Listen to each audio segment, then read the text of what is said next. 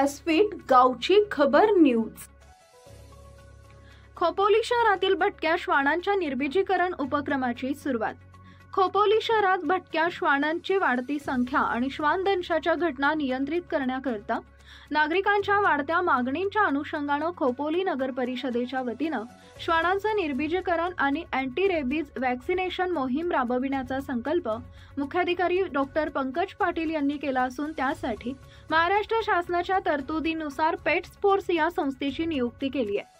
23 डिसेंबर 2024 रोजी खोपोली शहरातील समाज मंदिर रोडवरील डॉक्टर बाबासाहेब आंबेडकर यांच्या प्रतिमेस पुष्पहार अर्पण करून या मोहिमेस सुरुवात केली। यावेळी खोपोली नगर परिषदेचे मुख्याधिकारी डॉक्टर पंकज पाटील, माजी नगरसेवक किशोर पानसरे, सामाजिक कार्यकर्ते विजय तेंडुलकर, जैन संघटनेचे किशोर ओसमाल, गोरक्षक तथा प्राणीमित्र हनीफ कर्जीकर, अमोल ठकेकर, श्री कृपा एक्वेरियमचे प्रवीण शेंद्रे, अपघातग्रस्तांच्या मदतीसाठी सामाजिक संस्थेचे सदस्य, नगर परिषदेचे अधिकारी आणि कर्मचारी तसेच जागरूक नागरिक या मोहिमेत सहभागी झाले होते। खोपोली शहरातील भटक्या श्वानांना टप्प्याटप्प्याने विभागवार सुरक्षित पकडण्यात येणार असून त्यांना रेस्क्यू व्हॅनमधून निर्बीजीकरण केंद्रात नेण्यात येणार आहे। निर्बीजीकरणासोबत अँटी रेबीज वॅक्सिनेशन ही केलं जाणार असून शस्त्रक्रियेनंतर श्वानाची प्रकृती स्थिरस्थावर झाल्यानंतर ज्या विभागातून त्यांना ताब्यात घेतलंय तिथं पुनश्च सोडण्यात येणार असल्याची माहिती पेट्स फोर्स संस्थेचे विनोद साळवी यांनी दिली आहे। डॉक्टर बाबासाहेब आंबेडकर रुग्णालय परिसर आणि समाज मंदिर रोडवरील श्वानांना ताब्यात घेण्यात आले। दररोज ही मोहीम राबवण्यात येणार आहे। या मोहिमेचं शहरात सर्व स्तरावरून स्वागत होत आहे।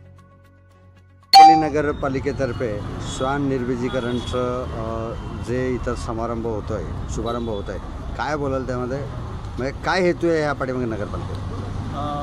आता नगर परिषदेचा मी कार्यभार घेतल्यानंतर आपण आता पाहिलं असेल की शहरामध्ये 20 घंटा गाड्या असलेला आपण नवीन ठेकेदार नेमला, त्याच्यामुळे शहरामध्ये वेळोवेळी घंटागाडी पोहोचत आहे आणि आरोग्याची ती एक समस्या आपण मार्गी लावलेली आहे। त्याचप्रमाणे शहरामध्ये जे काही भटके कुत्रे असतात त्याची समस्या अनेक नागरिकांना रात्री अपरात्री एकटं जात असताना होत असते।